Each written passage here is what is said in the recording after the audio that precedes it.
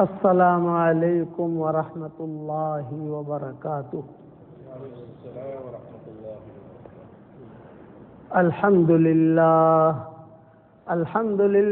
نحمده ونستعینه ونستغفره ونؤمن به ونتوکل علیہ ونعوذ باللہ من شرور انفسنا ومن سیئات اعمالنا ونعوذ باللہ من شرور انفسنا ومن سیئات اعمالنا من يهده الله فلا مضل له ومن يضلله فلا هادي له ونشهد أن لا إله إلا الله وحده لا شريك له ونشهد أن سيدنا ومولانا محمدا عبده ورسوله صلى الله عليه وعلى آله وأصحابه وبارك وسلم تسليما كثيرا كثيرا أما بعد فأعوذ بالله من الشيطان الرجيم بسم الله الرحمن الرحيم يا أيها الذين آمنوا توبوا إلى الله توبة نصوحا عسى ربكم أن يكفر عنكم سيئاتكم ويدخلكم جنات تجري من تحتها الأنهار يوم لا يخزي الله النبي والذين آمنوا معه نورهم يسعى بين أيديهم وبأيمانهم يقولون ربنا أتمم لنا نورنا واغفر لنا إنك على كل شيء قدير۔ صدق اللہ العظیم۔ قابل احترام بھائیوں، دوستو، بزرگوں، ہر وہ کام جو رسول اللہ صلی اللہ علیہ وسلم کی سنت کے مطابق ہو اور اخلاص سے ہو، یہ دو شرطیں ہیں۔ حضور صلی اللہ علیہ وسلم کے طریقے کے مطابق ہو اور اخلاص سے ہو، وہ کام اللہ قبول کرتا ہے۔ حضور صلی اللہ علیہ وسلم کے طریقے کے مطابق آدمی کام تو کر رہا ہے لیکن اخلاص نہیں ہے، ریاکاری ہے، تو اللہ اسے قبول نہیں کرے گا۔ اللہ کے یہاں قبولیت کے لیے صرف ایک شرط ہے کہ آدمی کا دل پاک صاف ہونا چاہیے۔ انما يتقبل اللہ من المتقین، یہ اللہ نے قرآن میں کہا ہے۔ تقوی والوں کا دل پاک صاف ہوتا ہے۔ دل جو ہے دو قسم کے ہوتے ہیں، ایک ہوتا ہے قلب سلیم۔ قلب سلیم کا مطلب یہ ہے جس دل کے اندر کوئی کچرا نہ ہو، حسد سے پاک ہو، بدگمانی سے پاک ہو، ریاکاری سے پاک ہو، دکھاوے سے پاک ہو اور کینے سے پاک ہو، اس کو کہتے ہیں قلب سلیم۔ اور ایک ہوتا ہے قلب سقیم، بیمار دل۔ تو بیمار دل اسے کہتے ہیں جس دل کے اندر سارا کچرا بھرا ہوا ہو، ساتھی کے متعلق کچرا بھرا ہوا ہے، بیوی کے متعلق کچرا بھرا ہوا ہے، شوہر کے متعلق کچھ چیزیں بھری ہوئی ہیں، پارٹنر کے متعلق بھرا ہوا ہے، وہ ہوتا ہے قلب سقیم، بیمار دل۔ تو علماء نے لکھا ہے کہ جو قلب سلیم والے ہوتے ہیں، جن کے دل پاک صاف ہوتے ہیں، ان کی عبادتیں بھی قبول ہوتی ہیں اور ان کی دعائیں بھی قبول ہوتی ہیں اور ان کو نیکیاں بھی ملتی ہیں۔ اور جو قلب سقیم والے ہوتے ہیں ان کو نیکیاں تو ملتی ہیں لیکن عبادتیں قبول نہیں ہوتی۔ یہ اصول ہے اللہ کا۔ اسی لیے اللہ تعالیٰ نے فرما دیا انما يتقبل اللہ من المتقین، تقوی والوں کا ہی ہم قبول کرتے ہیں۔ یہ نہیں کہا نمازیوں کا قبول کرتے ہیں، نماز تو دو قسم کی ہے، ریاکاری والی بھی ہے، اخلاص والی بھی ہے۔ حاجیوں کا قبول کرتے ہیں، یہ نہیں ملے گا آپ کو۔ یہ کہا علماء کا قبول کرتے ہیں، یہ نہیں ملے گا۔ فقہاء کا قبول کرتے ہیں، یہ نہیں ملے گا۔ انما يتقبل اللہ من المتقین، تقوی والوں کا ہی اللہ قبول کرتا ہے۔ ہماری شریعت میں نیکیاں کمانا اور گناہ معاف کرانا یہ بہت آسان ہے، لیکن نیکیوں کو قبول کرانا یہ سب سے زیادہ مشکل ہے۔ ہماری شریعت کے اندر نیکیاں کمانا تو بہت آسان ہے، ماں باپ کی طرف محبت کی نگاہ سے دیکھ لو، آپ مقبول حج کا ثواب ملے گا۔ میاں بیوی ایک دوسرے کو منہ کے اندر لقمہ دے دے، صرف بیوی کو منہ میں لقمہ نہیں دینا، شوہر بیوی کے منہ میں لقمہ دے، بیوی اور شوہر بیوی کو، یعنی دونوں ایک دوسرے کا مراد ہے یہاں پر۔ حضور صلی اللہ علیہ وسلم نے صرف بیوی کا کہا ہے، لیکن مراد دونوں ہی۔ کئی چیزیں ایسی ہوتی ہیں کہ رجل کا جملہ کہیں گے اس سے مراد عورتیں بھی ہوتی ہیں، مرد بھی ہوتے ہیں، اور کئی جگہیں ایسی ہیں کہ جہاں رجل کا کہیں گے تو صرف مرد مراد ہوتے ہیں۔ یہاں دونوں مراد ہیں، محبت کے لیے دونوں ایک دوسرے کے منہ میں لقمہ دے، صدقے کا ثواب ملے گا۔ کتنا آسان ہے۔ ایک دعا پڑھا رہا ہوں، پڑھ لو میرے ساتھ۔ ربنا اغفر لی ولوالدی وللمؤمنین یوم یقوم الحساب۔ حدیث شریف میں آتا ہے جو یہ دعا پڑھ لے اس وقت میں دنیا میں جتنے مسلمان مرد اور عورتیں ہوں گی ان سب کے برابر اللہ ان کے اکاؤنٹ میں نیکیاں داخل کر دے گا۔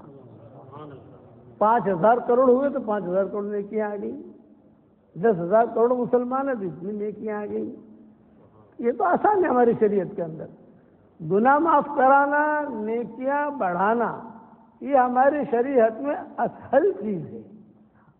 وضو کرو گناہ معاف، مسجد میں آ جاؤ گناہ معاف، نماز پڑھو گناہ معاف، درود شریف پڑھو گناہ معاف، ان الحسنات یذهبن السیئات، کہ نیکیاں جو ہے گناہوں کو ختم کر دیتی ہیں۔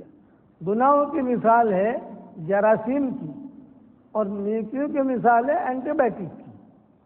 کہ جراثیم آ گئے تو آپ نیکی کر لو، کلمہ پڑھ لو، کبھی قرآن پڑھ لو، کبھی درود شریف پڑھ لو، گشت کر لو، چلہ لگا لو، تو گناہ معاف ہوتے جائیں گے آپ کے جو ہے وہ۔ تو یہ دونوں چیزیں تو بہت آسان ہیں، نیکیاں بڑھانا بہت آسان اور گناہ معاف کرانا بہت آسان، قبول کرانا مشکل ہے۔ اس لیے ہمارے عمل قبول ہو اس کی ہمیں کوشش کرنی چاہیے۔ آدمی کوشش میں لگا رہے کہ اللہ میری نیکی تو قبول کر۔ مولانا یوسف صاحب رحمۃ اللہ علیہ فرماتے تھے آدمی زندگی بھر دین کا کام کرتا ہے، کوئی چیز اس کی قبول نہیں ہوتی، لیکن کبھی کبھی ایسا ہوتا ہے کہ کوئی مختصر سے کوئی نیکی کر دی، وہ نیکی اللہ کے یہاں قبول ہو گئی، تو زندگی بھر کی ساری نیکیاں اللہ نے قبول کر لی۔ یہ بات ذہن میں رکھنا۔ اور بغیر دل کی صفائی کے، بغیر تقوی کے اللہ تعالیٰ نیکیوں کو قبول نہیں کرتا ہے۔ جمعہ کی نماز ہم پڑھیں گے انشاءاللہ۔ جمعہ کی نماز پڑھی، اب اس کے اندر یہ ہے کہ دل کی صفائی کے ساتھ پڑھی تو فرشتہ کیا لکھے گا؟ اس کی جمعہ کی نماز ہو گئی، فرض ادا ہو گیا، اور اس کی دل کی صفائی کے ساتھ پڑھی ہے تو اس کا نتیجہ اللہ نے قبول بھی کر لیا، ڈاٹ لگے گا، مہر لگے گی قبولیت کا۔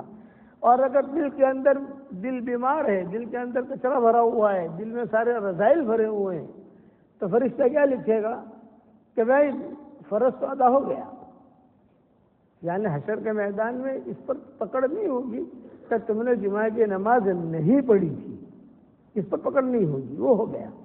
پھر آپ کو اس کی نیکیاں بھی مل گئی، لیکن قبول نہیں کریں گے ہم۔ قبول کرنے کے لیے آپ جو ہے مکمل طریقے پر اخلاص لائیے آپ۔ ہماری شریعت میں صرف ایک نیکی ایسی ہے جس میں 100% اخلاص کی ضرورت نہیں، باقی سب میں 100% لانا پڑے گا آپ کو۔ ایک نیکی ایسی ہماری شریعت میں کہ جس میں 100% نہیں، 0 تھوڑا ہوگا تو بھی اللہ تعالیٰ قبول کرے گا۔ ایک نیکی نماز قبول کرانی ہے 100% لائیے آپ، زکوٰۃ قبول کرانی ہے 100% لائیے، آپ کو حج قبول کرانا ہے تو جیسا ہم نے کہا ویسا حج کیجیے آپ کو جو ہے صدقہ قبول کرانا ہے جیسا ہم نے کہا ویسا کیجیے آپ کو چلہ قبول کرانا ہے اللہ کے یہاں کہ چلہ قبول ہوا تو چلہ قبول کرنے کے لیے وہ 100% لائیے، آدھا ہی نہیں کہ تؤمنون ببعض الکتاب وتکفرون ببعض، ہے نا قرآن میں افتؤمنون ببعض الکتاب وتکفرون ببعض، قرآن کے بعض حصے پر تو ایمان لاتے ہو، بعض حصے کو چھوڑ دیتے ہو، یہ ہم قبول نہیں کرتے، یہ یہودیوں کی عادت تھی، اسی لیے قرآن نے کہا افتؤمنون ببعض الکتاب وتکفرون ببعض، تو تم جو ہے بعض چیزیں تو قرآن پہ ہم عمل کرتے ہو، بعض چیزیں تم چھوڑ دیتے ہو، یہ ہمارے یہاں پسند نہیں ہے۔ لیکن ایک نیکی ہماری شریعت میں ایسی ہے کہ جسے معمولی معمولی معمولی ذرہ بھی اگر خیر ہے اللہ قبول کر لے گا، اور وہ ہے خدمت۔ خدمت اتنی بڑی چیز ہے کہ کسی بدکار عورت نے خدمت کی تھی، کتے کی پانی پلا دیا، بس اس پر اس کی معافی ہوگی۔ بدکار عورت تھی، گندی عورت تھی، لیکن پانی پلا دیا تو اس پر جو وہ خدمت پر اللہ نے اس کو معاف کیا ہے۔ یہ بہت بڑی دولت ہے خدمت کرنے کی۔ خدمت کی بہت قسمیں ہیں۔ آدمی جان سے خدمت کرے، مال سے خدمت کرے۔ جان سے خدمت نہیں کر سکتا، مال سے بھی خدمت نہیں کر سکتا، تو دعا سے تو خدمت کر سکتا ہے۔ لیکن اسے اگر دعا تو مانگ سکتے ہو۔ حضور نے فرمایا بخیل وہ آدمی ہے کہ جو دعا میں بھی بخیل نہیں کرے۔ دینا تو اللہ کو ہے، ہمیں تو دینا نہیں ہے، تو جب مانگے اللہ سے تو خوب جی بھر کر مانگے۔ اس لیے میرا یہ سبق برمنگھم کا یاد رکھنا، نیکیاں کمانا بہت آسان ہے، گناہ معاف کرانا بہت آسان ہے، قبول کرانا بہت مشکل ہے۔ اس لیے کہ ہمارے یہاں گناہ زیادہ ہوتے ہیں، نیکیاں کم ہوتی ہیں۔ غیبت کر دی ہمارے نیکیاں چلی گئی، جھوٹ بولا ہماری نیکیاں چلی گئی، کسی کو دھوکہ دیا ہماری نیکیاں چلی گئی، بد نظری کی ہماری نیکیاں چلی گئی۔ تو بیلنس رکھنا چاہیے نا، بھائی نیکیاں بھی برابر ہو، گناہ بھی برابر ہو، لیکن کوئی چیز قبول ہو گئی وہ آدمی ہمیشہ کے لیے کامیاب ہو گیا۔ اس لیے مولانا یوسف صاحب رحمۃ اللہ علیہ فرماتے تھے کہ اللہ کے راستے کی نقل و حرکت کر کے روزانہ اپنی تعلیم قبول کرانے کی دعا مانگو۔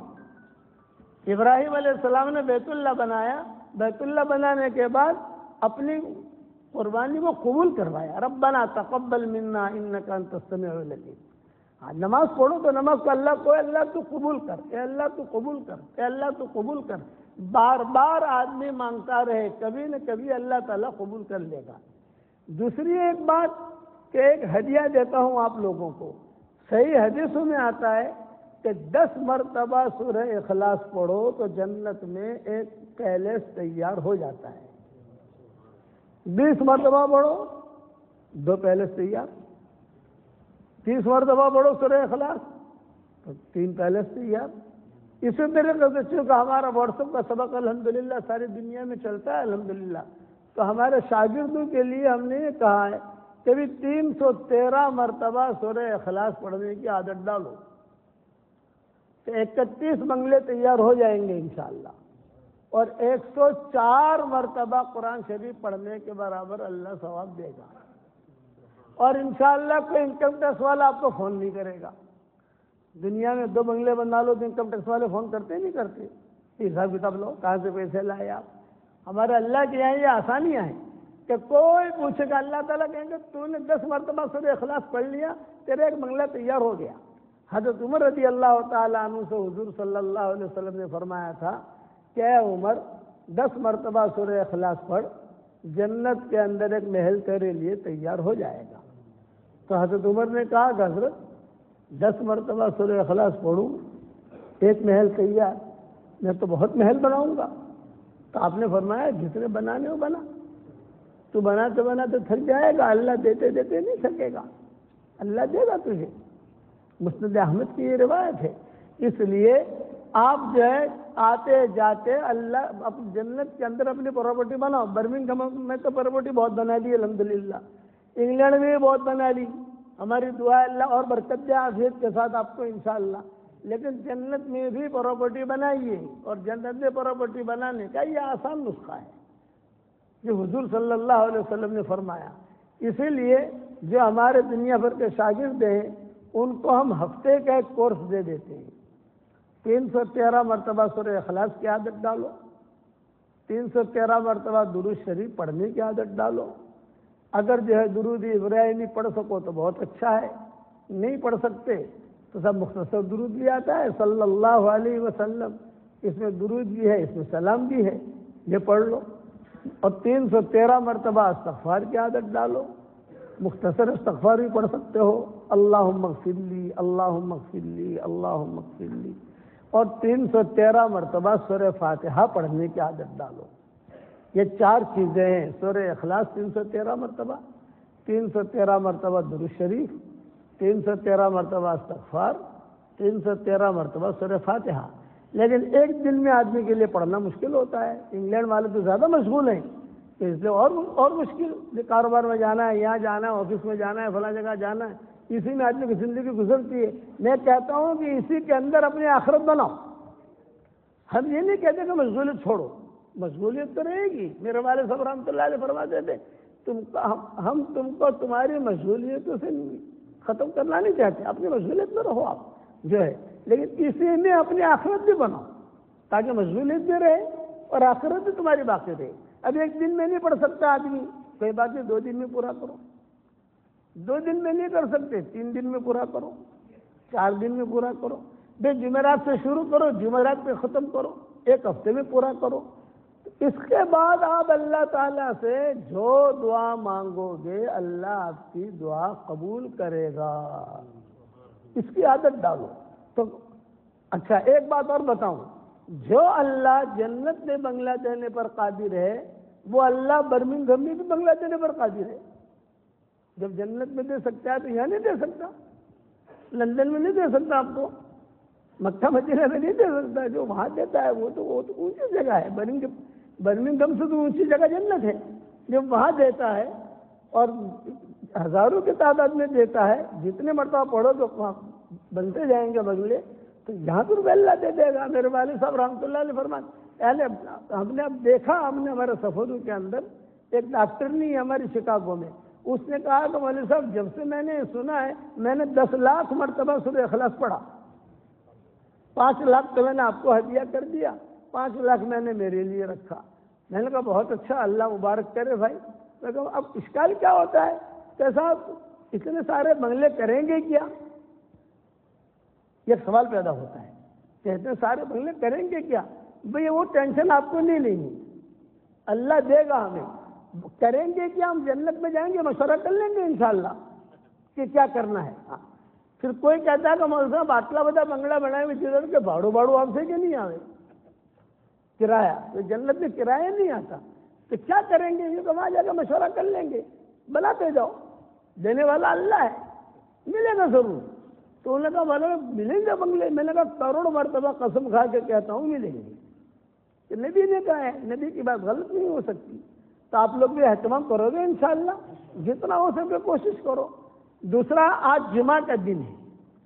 جمعہ کے دن جمعہ کی نماز کے بعد، سنتوں کے بعد، نفلوں کے بعد اگر کوئی آدمی 7 مرتبہ سورہ فلق پڑھ لے، 7 مرتبہ سورہ اخلاص پڑھ لے، اور 7 مرتبہ سورہ فلق پڑھ لے، اور 7 مرتبہ سورہ ناس پڑھ لے، یہ 3 سورتیں پڑھنی ہیں جمعہ کے دن. جمعہ کی نماز کے بعد، سنتوں کے بعد، نفلوں کے بعد 7 مرتبہ سورہ اخلاص، 7 مرتبہ سورہ فلق، 7 مرتبہ سورہ ناس.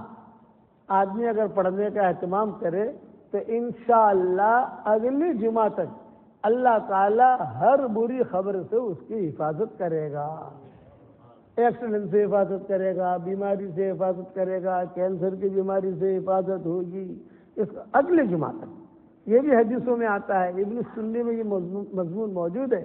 اور روزانہ جمعہ کو میں یہ وائرل کرتا ہوں ساری دنیا کے اندر. یہاں بھی پہنچتا ہوگا، لیکن کبھی دھیان سے سنا ہوگا تو پتہ چلے گا، کبھی دھیان سے نہیں سنا ہوگا تو پتہ نہیں چلے گا.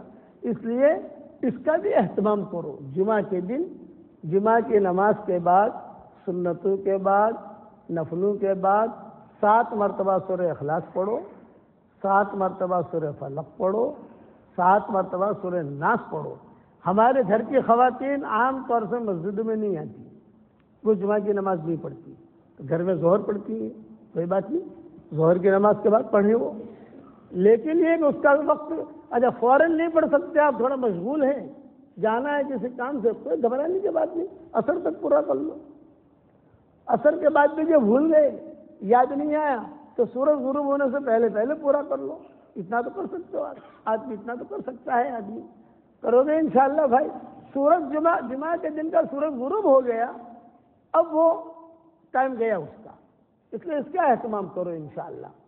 تیسری ایک اہم بات، مختصر نصیحت ہے کہ تنہائی کا گناہ یہ آدمی کو زوال تک پہنچاتا ہے، اور تنہائی کی نیکیاں یہ آدمی کو کمال تک پہنچاتی ہے۔ تنہائی کی نیکیاں آدمی کو کمال تک پہنچاتی ہے، اور تنہائی کے گناہ یہ آدمی کو زوال تک پہنچاتے ہیں۔ تنہائی کے گناہ ایسے خطرناک ہوتے ہیں، دنیا میں جتنی نیکی کرو گے حشر کے میدان میں خالی کھڑے رہو گے۔ مسلم شریف کی حدیث ہے، حضرت ثوبان تھے صحابی، حضور صلی اللہ علیہ وسلم نے ان سے فرمایا، ثوبان، حشر کے میدان میں لوگ تہامہ پہاڑ کے برابر نیکیاں لے کر آئیں گے۔ اس زمانے میں تہامہ پہاڑ بڑا شمار ہوتا تھا، حضور کے سامنے ہمالیہ نہیں تھا، حضور کے سامنے دوسرے پہاڑ تھے نہیں، جو پہاڑ حضور کے سامنے تھے آپ نے اس کی مثالیں دی کہ تہامہ پہاڑ کے برابر نیکیاں لے کر آئے گا حشر کے میدان میں آدمی، لیکن اللہ کے سامنے ہبا منصورہ ہو جائے گا، خالی۔ اللہ پاک میں نے بھی نیکیاں بہت کی تھی، کہاں ضائع ہوگی؟ ضائع ہوگی تمہاری نیکیاں۔ تو حضرت ثوبان نے پوچھا حضور صلی اللہ علیہ وسلم سے کہ یہ بدبخت لوگ کون ہوں گے، ہمیں جلدی بتائیے تاکہ ہم وہ بدبختی والا کام نہ کریں۔ تو اللہ تعالیٰ حضور صلی اللہ علیہ وسلم نے فرمایا وہ بدبخت لوگ تم میں سے ہی ہوں گے، اگر بتائیے تو صحیح وہ کون ہوں گے؟ تو آپ نے فرمایا وہ لوگ ہوں گے جب تنہائی میں انہیں گناہ کرنے کا موقع ملا وہ چپتے نہیں، گناہ کر لیتے، جانے گناہ ہو، باہی گناہ ہو، جاہی گناہ ہو، سمجھ گئے، کسی کو ستانے کا گناہ ہو، زنا کاری کا گناہ ہو، جو گناہ ہو، تنہائی میں گناہ، یوٹیوب کا گناہ ہو، گندی گندی فلمیں دیکھنا، یہ تنہائی کے گناہ ہیں۔ یہ تنہائی کے گناہ یہ آدمی کو جو ہے زوال تک لے جاتے ہیں، اور تنہائی کی نیکیاں یہ آدمی کو کمال تک لے جاتی ہیں۔ تو آپ نے فرمایا تنہائی کے گناہوں سے بچو، اس لیے آپ حضرات سے درخواست ہے کہ تنہائی کے گناہ نہیں کرنا۔ رات کو نیند نہیں آتی تو یوٹیوب مت دیکھو، رات کو نیند نہیں آتی تو جنت میں بنگلے بناتے بناتے سو جاؤ، بنگلے بھی بن جائیں گے تمہارے، اور تمہاری نیکیاں بھی بڑھ جائے گی، اور اللہ بھی راضی ہو جائے گا، اور نیند بھی آ جائے گی انشاءاللہ۔ کرو گے انشاءاللہ؟ تنہائی کے گناہ سے اپنے آپ کو بچاؤ، ایک اور تنہائی کی نیکیاں کرو، ایسی نیکی کرو کسی کو پتہ نہ چلے۔ حدیث میں آتا ہے نا کہ آدمی اس طریقے سے صدقہ دے کہ داہنا ہاتھ دے تو بائیں ہاتھ کو پتہ نہ چلے، بالکل کسی کو پتہ نہ چلے، کسی کو پتہ نہ چلے، نیکی کرو، اور پھر اللہ سے کہو اے اللہ یہ نیکی میں نے تیرے لیے کی ہے، سبحان اللہ بھی پڑھو کہ اللہ میں نے تیرے لیے کیا۔ ہماری شریعت بہت آسان ہے، ہماری شریعت، لیکن ہم عمل نہیں کرتے، پاؤنڈ دکھائی دیتے ہیں اس لیے آدمی اس کے پیچھے بھاگتا ہے، جنت کا بنگلہ دکھائی نہیں دیتا اس لیے آدمی اس کے پیچھے محنت نہیں کرتا، حالانکہ اصل وہ ہے۔ دنیا کا پاؤنڈ یہ بھی ضروری ہے لیکن ہمارے دل میں نہ ہو، دل کے باہر ہو، دل میں اگر آ گیا تو یہ آدمی کی کشتی ڈگمگائے گی۔ اور آخری نصیحت، وداعی نصیحت یہ کرتا ہوں کہ زبان کا میٹھا بول جو لوگوں کے دلوں کو جوڑ دے یہ کروڑوں نفلوں سے بھاری ہے۔ ایک آدمی کروڑوں نفلیں پڑھ رہا ہے اور ایک آدمی زبان کا میٹھا بول ادا کر رہا ہے جس سے لوگوں کے درمیان محبتیں ہوتی ہیں، تو کروڑوں نفلوں سے زیادہ بھاری ہے۔ اور زبان کا کڑوا بول جو لوگوں کے دلوں کو توڑ دے یہ کروڑوں گناہوں سے بھاری ہے۔ اس لیے زبان کا میٹھا بول رکھو۔ صحابہ آئے حضور صلی اللہ علیہ وسلم کے پاس اور آ کر کہا ہمارے محلے کے اندر ایک خاتون ہے جو تہجد بہت پڑھتی ہے، قرآن بہت پڑھتی ہے، خیر خیرات بھی کرتی ہے اور صدقات بھی کرتی ہے، اور جب دیکھو تب تسبیح اس کے ہاتھ میں ہوتی ہے اور اللہ اللہ کرتی رہتی ہے، لیکن لوگوں کو پریشان بہت کرتی ہے، کڑوے کڑوے بول بہت بولتی ہے۔ آپ نے فرمایا اس خاتون میں کوئی خیر نہیں ہے، وہ جہنمی ہے، وہ جہنمی ہے۔ کیا آپ نے فرمایا کہ صحابہ آئے انہوں نے کہا حضرت ہمارے محلے میں ایک خاتون ہے، وہ کوئی خاص عبادت تو کرتی نہیں، اللہ کا فرض ادا کر لیتی ہے، جو اللہ کے احکامات ہیں وہ ادا کرتی ہے، باقی ویسی رہتی ہے، کوئی زیادہ تصویر بھی نہیں پڑھتی، زیادہ تہجد بھی نہیں پڑھتی، زیادہ قرآن بھی نہیں پڑھتی، بس اپنا جو پارا پڑھ لیا، آدھا پارا پڑھ لیا، لیکن سب محلے والے اس سے خوش ہیں۔ آپ نے فرمایا وہ جنتی۔ اس لیے زیادہ نیکیاں کرنے سے جنت میں چلا جائے گا آدمی، یہ نہیں ہے۔ آدمی اپنی زبان کا خیال رکھے، میں کیا بول رہا ہوں، کس کے سامنے بول رہا ہوں، مجھے کیا کہنا چاہیے۔ اتنی میری مختصر نصیحتیں ہیں، اس لیے میں نے آپ کو بتا دیا۔ اللہ تعالیٰ ہم سب کو نیک کام کرنے کی توفیق عطا فرمائے اور اللہ تعالیٰ گناہوں سے ہماری حفاظت فرمائے۔ ہمارے واٹس ایپ کے سبق چلتے ہیں ساری دنیا میں، مولانا یونس پالم پوری انسٹاگرام پر چلے جاؤ تو آپ کو بہت سبق ملیں گے اس کے اندر۔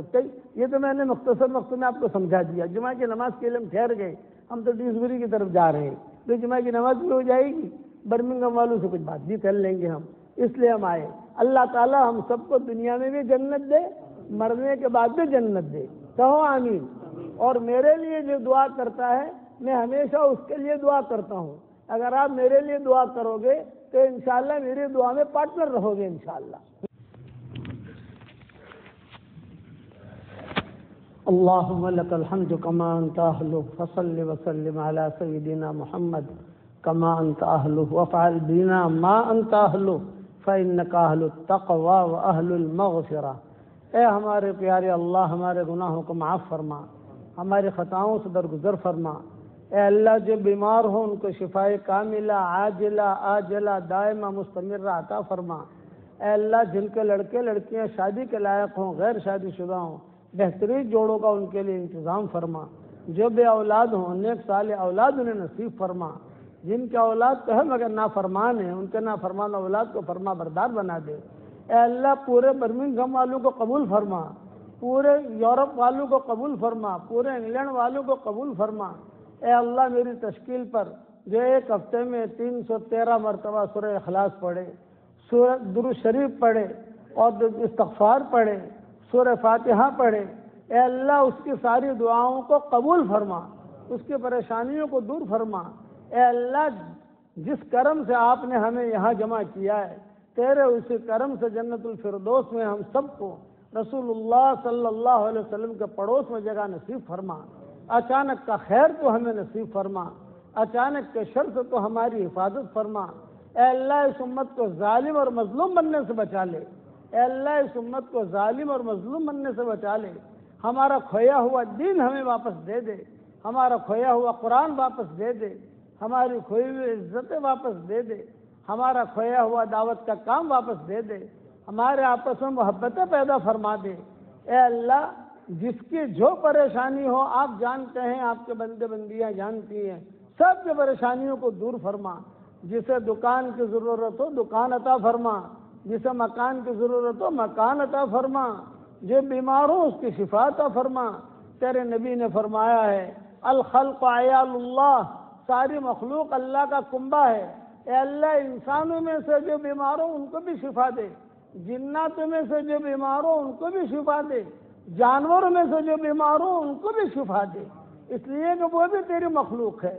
اے اللہ یہ مجمع جو آمین کہہ رہا ہے، کسی کے باپ کا انتقال ہو چکا ہے، کسی کے ماں کا انتقال ہو چکا ہے، کسی کے ماں اور باپ دونوں کا انتقال ہو چکا ہے، وہ قبروں میں انتظار میں ہے، ہمارے لیے بھی کوئی مغفرت کی دعا کرتا ہے کہ نہیں کرتا؟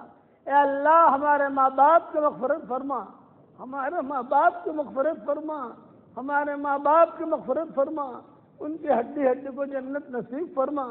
اے اللہ دونوں جہاں کی جنتوں کا ہمارے لیے فیصلہ فرما، ہمارے اقدام اور اقلام کو قبول فرما، ہمارے قرآن کا ترجمہ کرنے کو قبول فرما، آسانیاں پیدا فرما۔